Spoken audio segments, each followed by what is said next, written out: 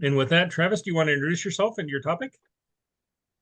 Sure. My name is Travis. I'll be talking about networking and some of the skills I've learned and how we've applied them to, as a transitioning veteran myself. So let me share a screen here with y'all.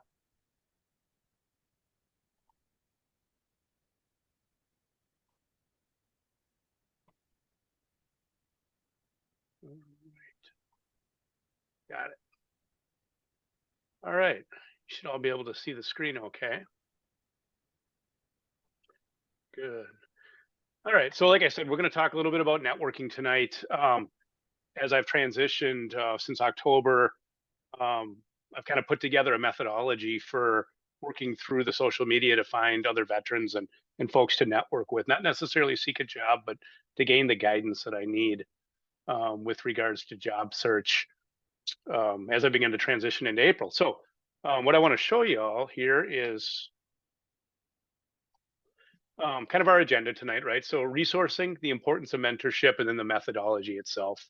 I think it's important to talk about the first two because without those two, I don't know that my methodology would work at all. So two big things first that I would recommend to anybody that's on the line tonight is great advice I got from people in the Eagles group is a 20-minute networking meeting. It helps structure and frame the way that you're going to go about networking, and it helps you template and create a plan that's comprehensive and very useful for networking as a transitioning soldier or airman or other military member. Um, and then the other one that I would recommend that I paired really well with it is I came upon a book called Hired, and it's an audio book. I think you can get it online too.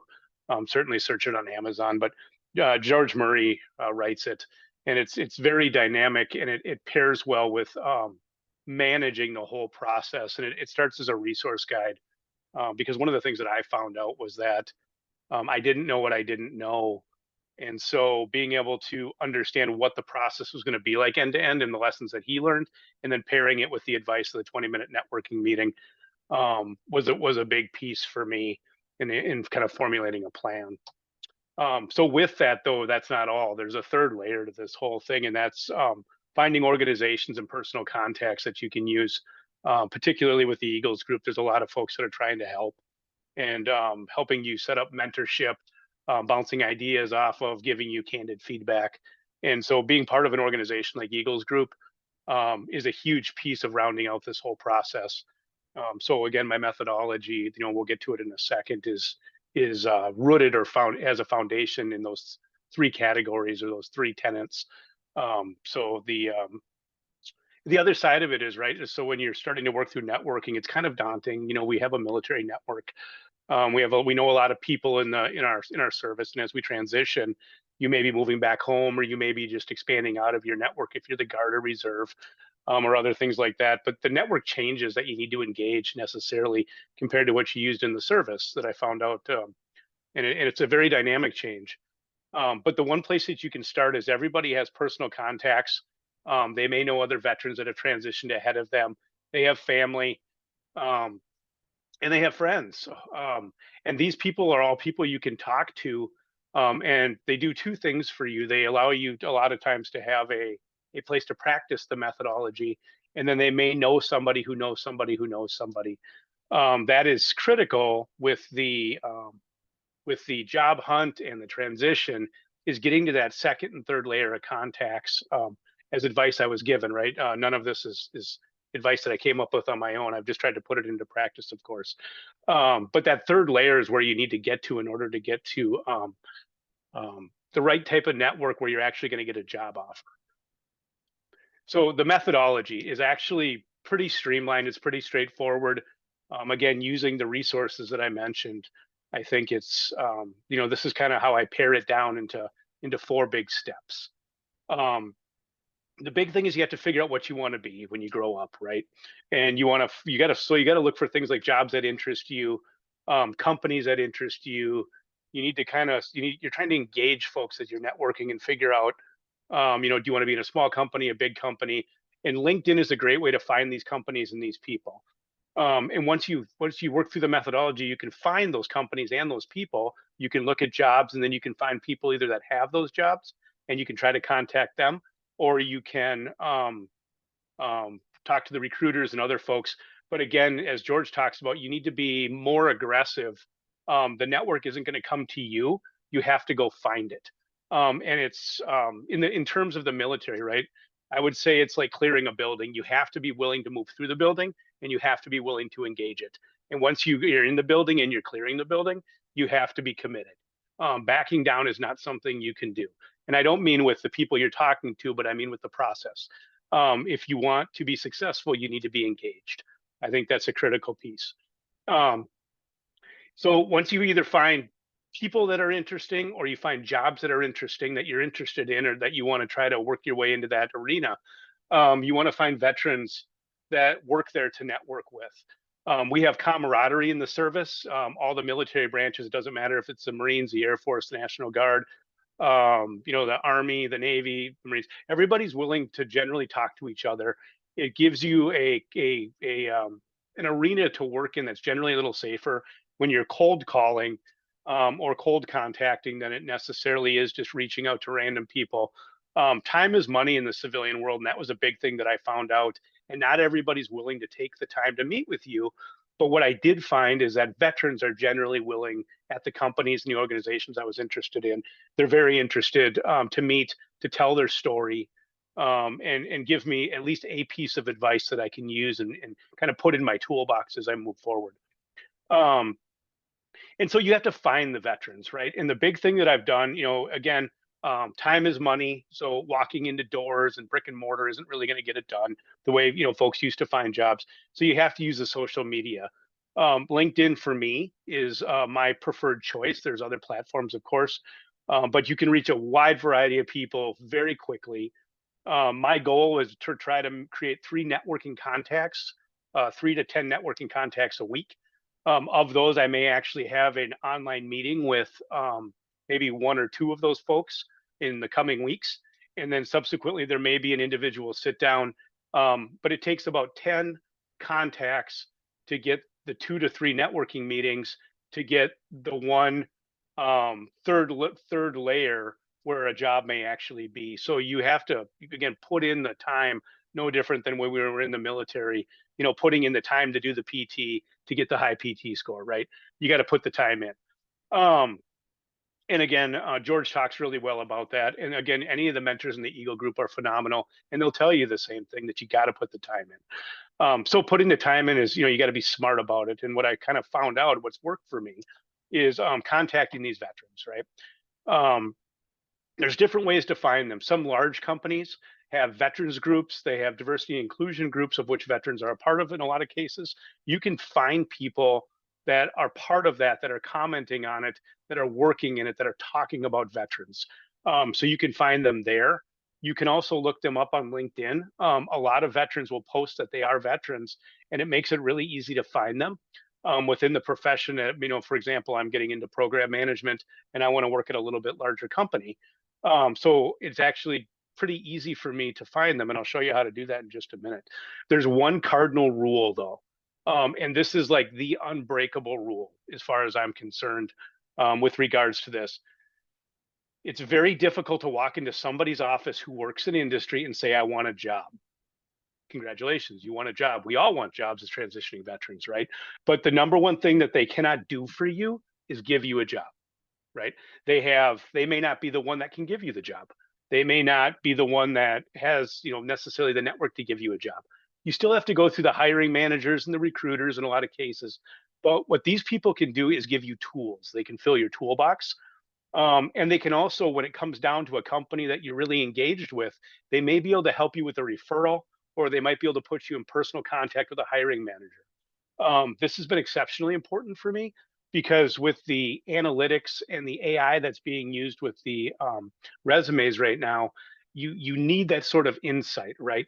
Often in the military, we conduct operations, and we don't do that without intelligence.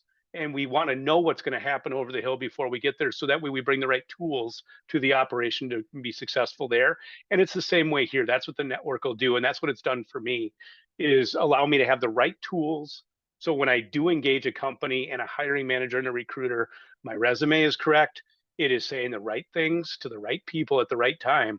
Um, and that's really what the networking piece is about. Um, Big thing with this though is when you're networking, you never are looking for a job. Obviously, you're looking for a job, but while you're networking, those are not things you're going to ask these networking contacts because they are A, they can't help you, and B, it makes it look like you're trying to take care of yourself, which obviously you are. But the big piece of networking that the 20-minute networking will talk about is what you can do for them, right? So you have to have a symbiotic relationship with these folks in order to grow your network and have them want to help you, as well as what you can possibly do for them. It feels like at first you may not be able to do a lot for them, but at some point in the process, you will be able to do something for them. And over the last 3 months, as I've begun to transition, I have been able to give some back in that capacity, and it'll happen in time, with the right amount of effort. So let's go into LinkedIn real quick, and I'll show you kind of how I do this. Um, so I've got some messages up here. Let me get them down. But one of the big things that you're going to see here is in LinkedIn. Um, just want to make sure we can still see my screen. Um, Big thing here is that you can use the search function. There's a couple different ways that I've found. So you can, let's say you're interested in a company like Toro. Toro is a big company. They build manufacture. They have big manufacturing lines. If that's something that we want to get into, you can actually go in and look at them. This is huge because you can go view their webpage. You can actually see that perhaps you have a connection that works here that you can reach out to, or you may have a second or third connection. That's super easy to get that contact and talk to them. But you can actually go to the page, and this will be important in 20-minute networking because before you have a networking thing, the big thing that I learned is you have to know something about the person you're meeting with, and you have to know something about the organization you're meeting, that they work at, because it shows interest in them and it shows that you're engaged and you're willing to put in some time. Again, put in the reps, right? So big thing. So if I want to find, let's say I'm interested in working at Toro because I've heard really great things about it, I'm going to search something like this: Toro Company Military, Toro Company Veteran, like some keywords. And each company I've noticed is a little bit different. You kind of have to play with it a little bit. But when you do that and you actually go in and you search this, what you'll find is that there's folks that work in here. Um, let's see, like for example, this individual. And what they are is what you'll find is that they have, these are people that are connected into the military in some way, either because they support it, because they're talking about the military, um, or because they have a military skill of their own. Once you find these people, you're into the to that first ring of contacts. You're kind of making a blind call. But what I would do is I would send them a message, and I'll show you an example of a message that I would send. Um, I said, here's an example. I would say, hey, I hope you're doing well. I noticed that you work at this company. I noticed that you do this thing. So it's an observation. Hey, I noticed this, or you came up in my contacts. Never asking for a job. That's critical. Would you be interested, or I have some experience in, would you be willing to talk to me about how you got there? Would you be interested? Would you mind giving me some insight? Could we set up a quick Zoom chat? And you just make that contact with them. Often, as long as they're active on LinkedIn, you'll see a response back in the probably 24 to 72 hours. Some people are on at a varied degree of engagement. The other thing that you may find is you may find an email address in here, and that's been also very successful for me. But the other thing that you can do is you can go out to, and so you can engage them this way. Then you begin to learn about the person, and then you begin to learn about the company. And then I'll show you in a second, you have to put together a profile and be ready to talk to them.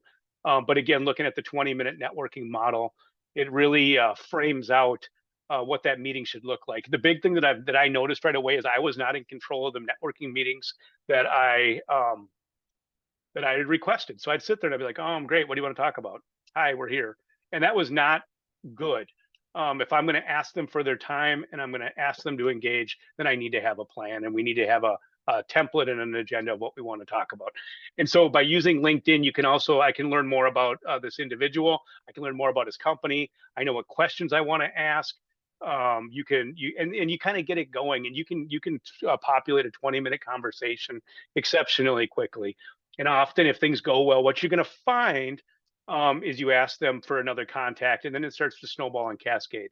Not quickly right away. This is not crops don't grow just after you plant them. You got to populate them, you got to grow them, you got to weed the garden, right?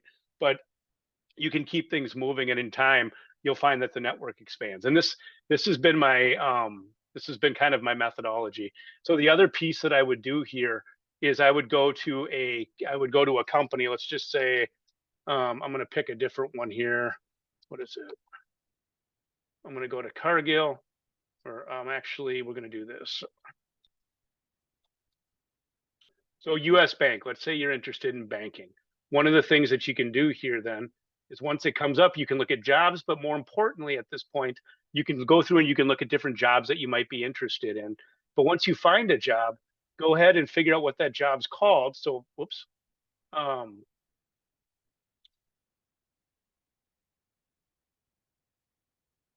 you can go in and find what that job is that particular industry or that particular company has, and then you can use it as search criteria in the filters. So US Bank is here.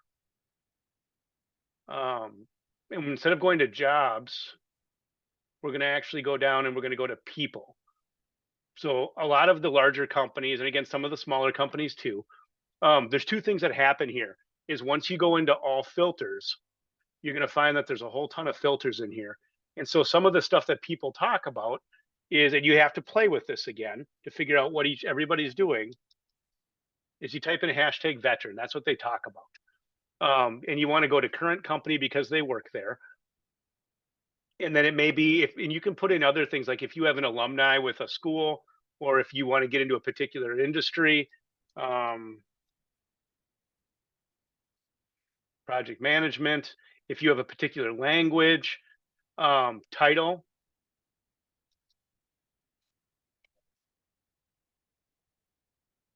Maybe that's the type of job you want.